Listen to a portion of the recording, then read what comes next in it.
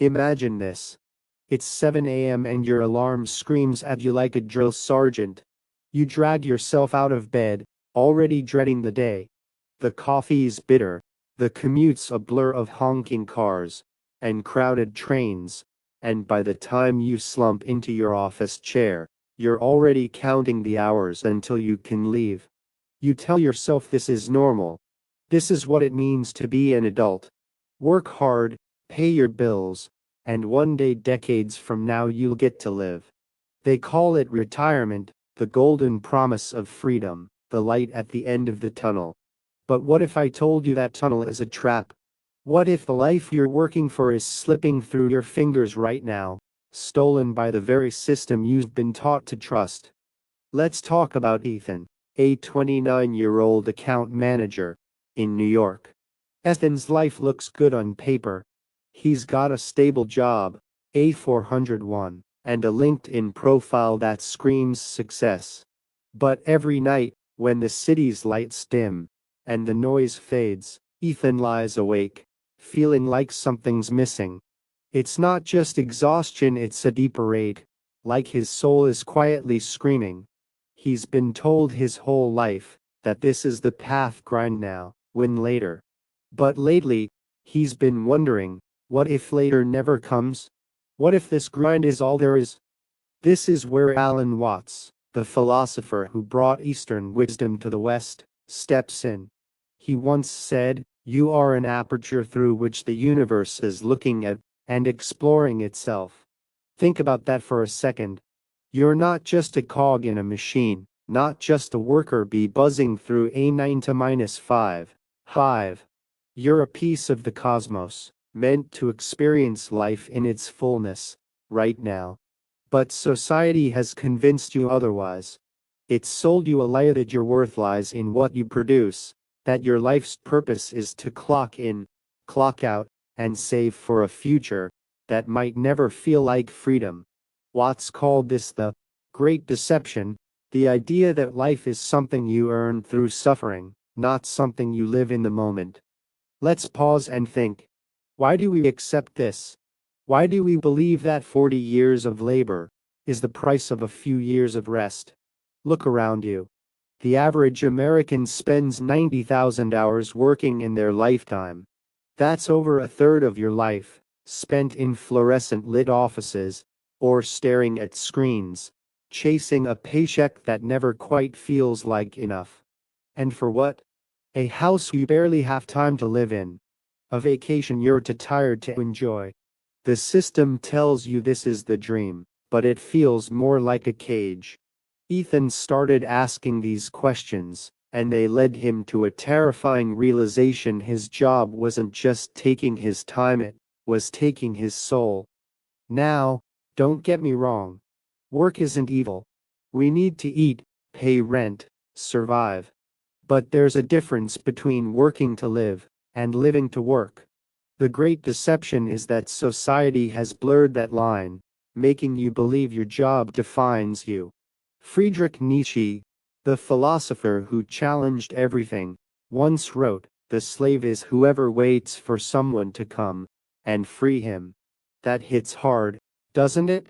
You might not feel like a slave, sitting at your desk with your coffee and your Spotify playlist, but if you're waiting for retirement, for a promotion, for some distant day when you'll finally be free, then you're not as free as you think. You're chained to a promise that might never deliver. Let's dig deeper into Ethan's story. One evening, after another soul-crushing day, he stumbled across a quote from Nietzsche: "That which does not kill us makes us stronger." But Ethan wasn't feeling stronger. He felt weaker, smaller, like each day chipped away at who he was. He started journaling, something he hadn't done since college. He wrote about his dreams, not the American dream of a big house and a corner office, but the dreams he had as a kid, traveling, creating, feeling alive. Those dreams felt so far away now, buried under years of shoulds and musts. That's when he realized the truth: the 9 to minus 5 wasn't just a job, it was a system designed to keep him distracted, too busy to question, too tired to live. This is where the deception gets insidious. Society doesn't just sell you a job, it sells you an identity. You're a professional, a team player, a hard worker. But what if those labels are just chains in disguise? Carl Jung, the psychologist who explored the depths of the human psyche, believed that society forces us to repress our true selves. He called it the persona, the mask you wear to fit in. For Ethan, that mask was the smiling account manager who nodded in meetings and worked late to impress his boss. But behind the mask was someone else, someone who wanted to write poetry, hike mountains, live a life that felt real. Jung would say Ethan's soul was starving because he was living for the mask, not for himself. Let's take a step back and ask, when did you last feel truly alive?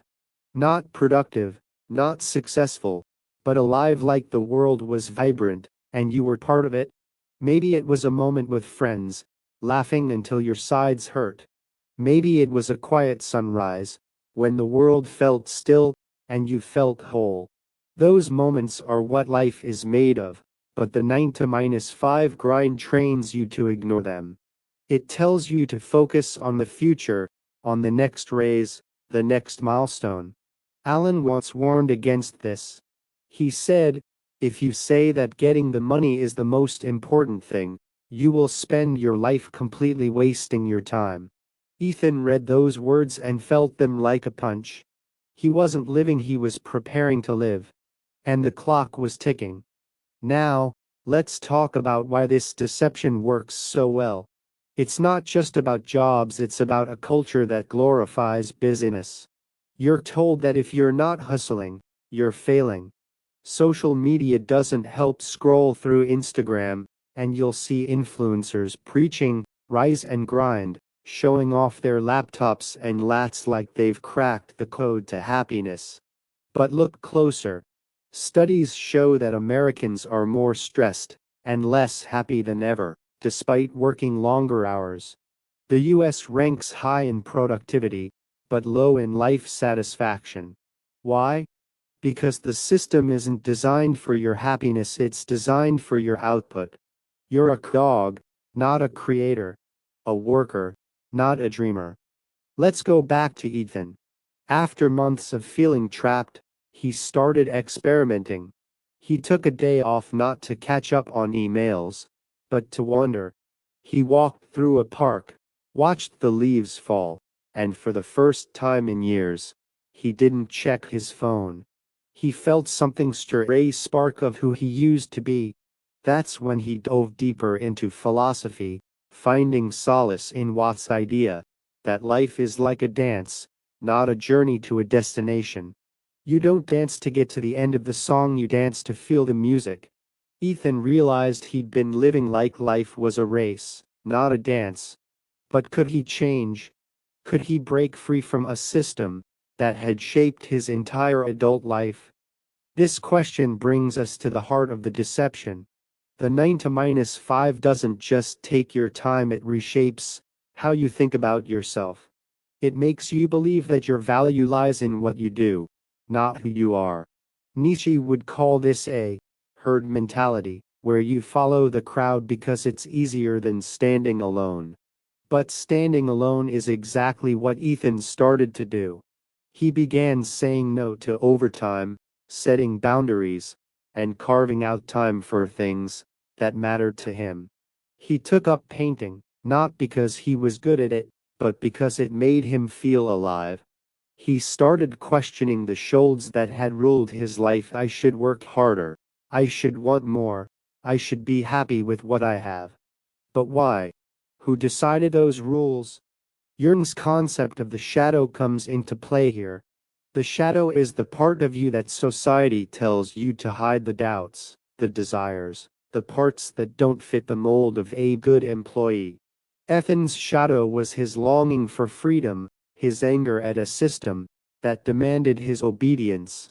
Jung believed that ignoring your shadow leads to a half-lived life, but embracing it can set you free. Ethan started listening to that shadow. He asked himself hard questions: what do I want, not what I'm supposed to want? What makes me feel alive, not just successful? These questions were scary, because they challenged everything he'd been taught, but they also felt like a key to a door he hadn't dared to open. Let's reflect for a moment. What's your shadow whispering to you? Maybe it's that nagging feeling that you're meant for something more. Maybe it's the exhaustion you feel when you think about another 30 years of the same routine. The great deception is that you're taught to ignore that voice, to drown it out with work, with distractions, with the promise of a better tomorrow. But tomorrow isn't guaranteed. Once put it beautifully, you don't sing a song to get to the end of it.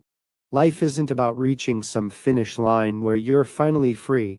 It's about finding freedom in the notes, in the moments, in the now.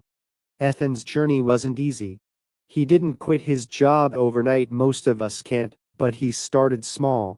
He negotiated a 4-day work week, giving him 1 day to pursue his passions. He saved money, not for a distant retirement, but for experiences that fed his soul. He traveled to places he'd only seen in photos, not to post on social media, but to feel the world. And slowly, he began to feel like himself again, not the account manager, not the team player, but Ethan, the human being. Nietzsche would applaud this. He believed in becoming who you are, not who the world tells you to be. For Ethan, that meant rejecting the idea that his job was his identity. Now, let's address the elephant in the room: money. The system tells you that you need the 9 to -5 to survive, and there's truth to that. Bills don't pay themselves.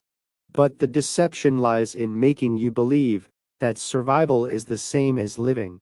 What's challenged this? Asking, what do you desire?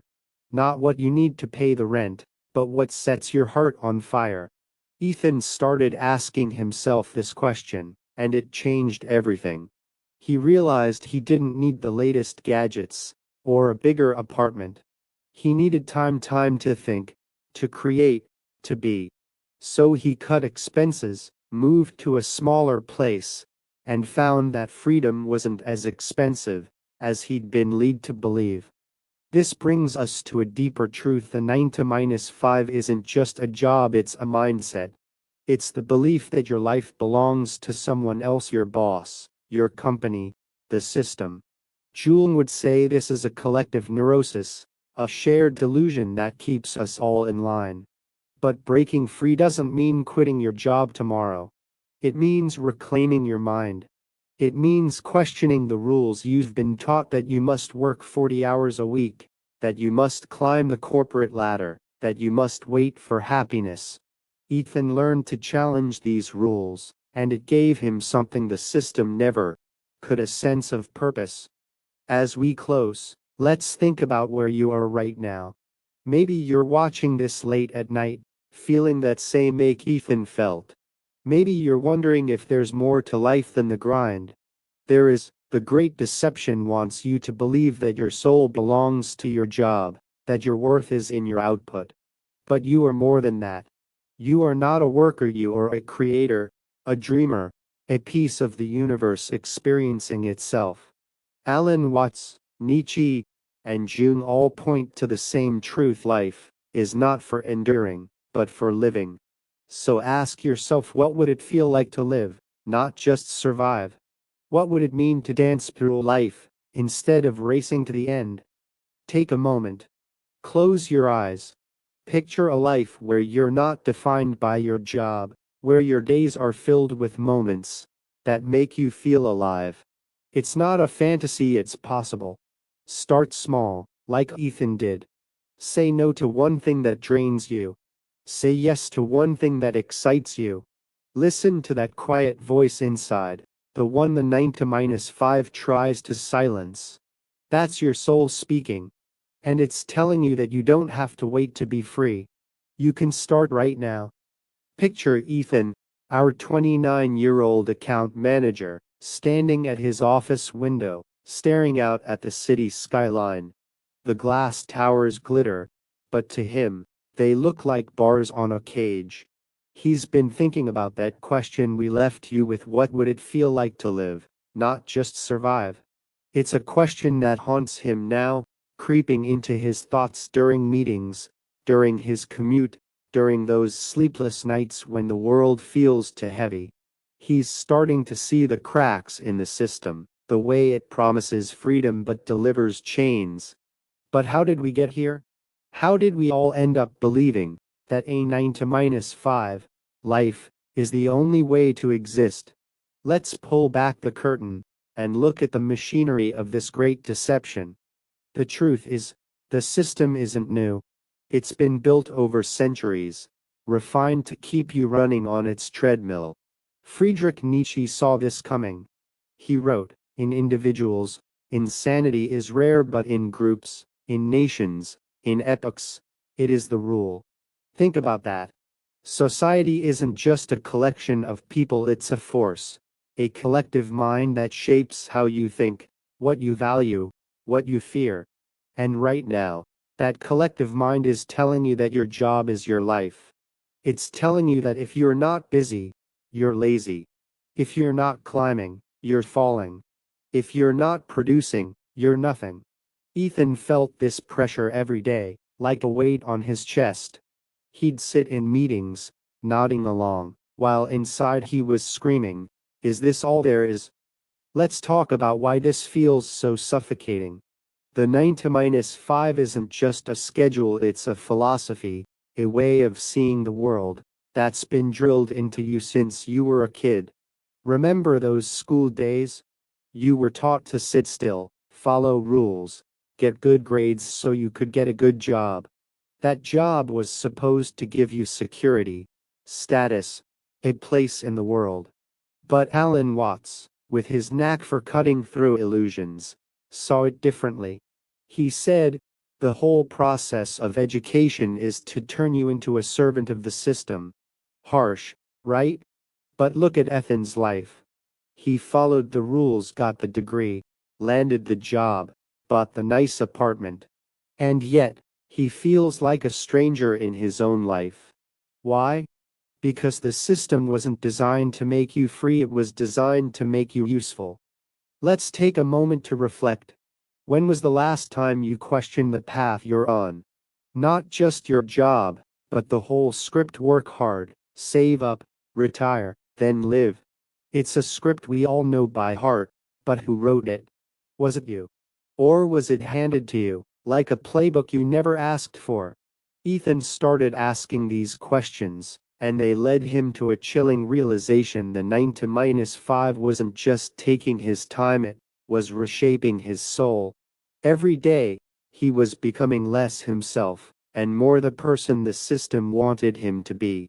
Carl Jung would call this a betrayal of the self. He believed that each of us has a unique purpose, a spark that makes us who we are. But society, with its demands and distractions, buries that spark under layers of expectation. Jung called it the collective unconscious, the shared beliefs that pull us along like a current, even when we don't even realize we're being swept away. Ethan felt that current every time he silenced his doubts, every time he told himself to just keep going. But now, standing at that office window, he's starting to wonder: what if he could swim against it? What if he could choose a different path, not because it's easy, but because it's true? This is where the great deception tightens its grip. It doesn't just shape your days, it shapes your dreams. It convinces you that happiness is a destination, something you'll find after years of sacrifice. But what if happiness isn't out there, waiting at the end of a 40-year career? What if it's here, in the moments you're too busy to notice? Alan Watts had a way of making this crystal clear. He said, "Life is not a journey to a destination. It's a dance." Imagine that for a second. A dance doesn't have a finish line. You don't twirl and leap to get to the end of the song. You dance because the music moves you, because the moment feels alive. Ethan read those words and felt a spark ignite. He realized he'd been living like life was a race, always chasing the next milestone, never stopping to feel the rhythm of his own existence. Let's go back to Ethan's story. After months of questioning, he decided to act.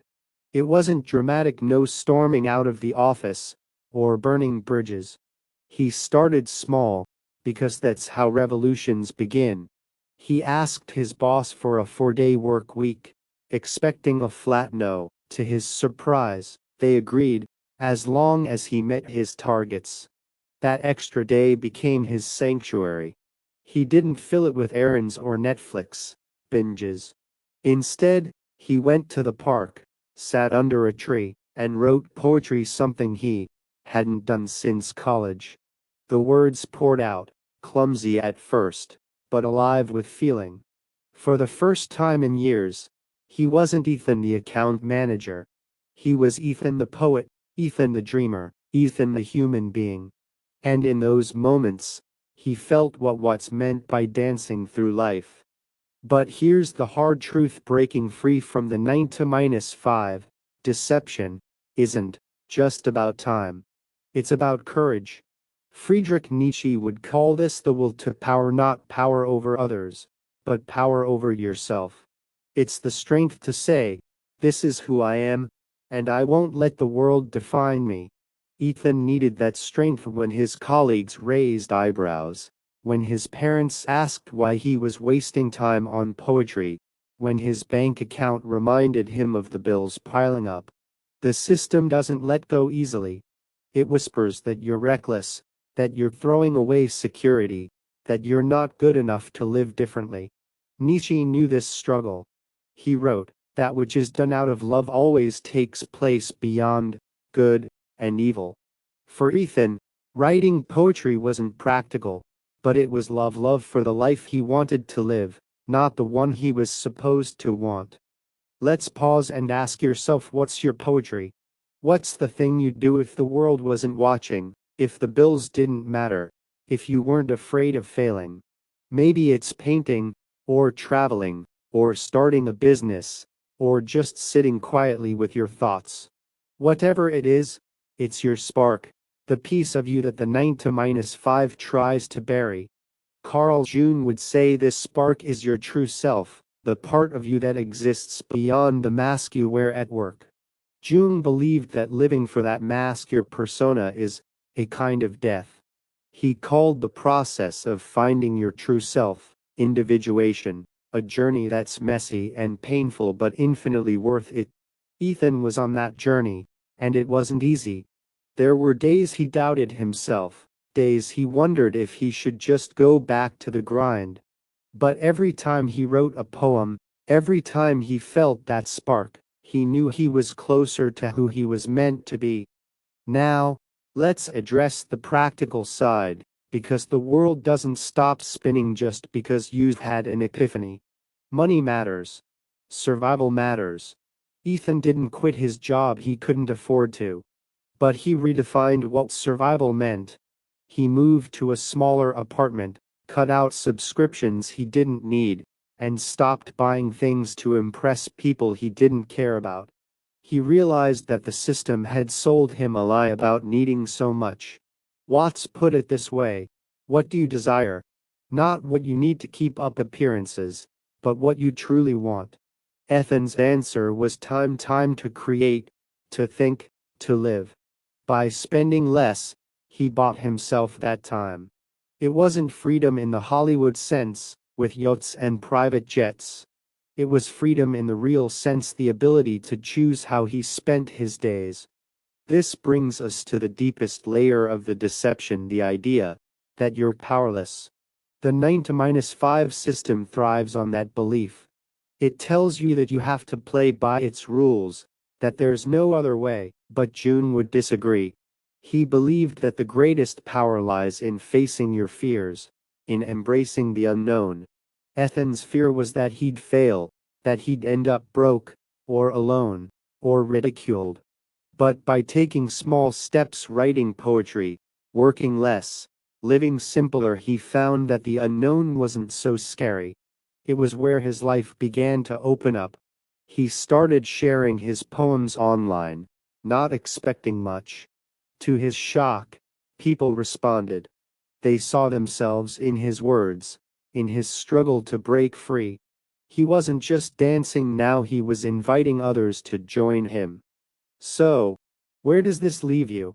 Maybe you're like Ethan was, standing at your own window, feeling the weight of a life that doesn't feel like yours.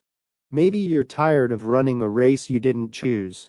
The great deception wants you to believe that this is all there is, that your soul belongs to your job, that your dreams are just distractions. But they're not. Your dreams are your compass, pointing you toward a life that's truly yours. Nietzsche would urge you to become who you are, to forge your own path. Watts would remind you that life is a dance, not a destination. And June would tell you that your true self is waiting, just beyond the mask. Start where Ethan did, with one small act of rebellion. Say no to something that drains you. Say yes to something that lights you up. Ask yourself what you desire, and listen to the answer, no matter how quiet it seems. The system will push back, it always does. But every step you take, every moment you claim for yourself, is a victory. You don't have to quit your job tomorrow. You don't have to have all the answers. You just have to start dancing, right here, right now. Because your soul isn't something you earn at the end of a 9 to -5 life. It's something you live, every single day.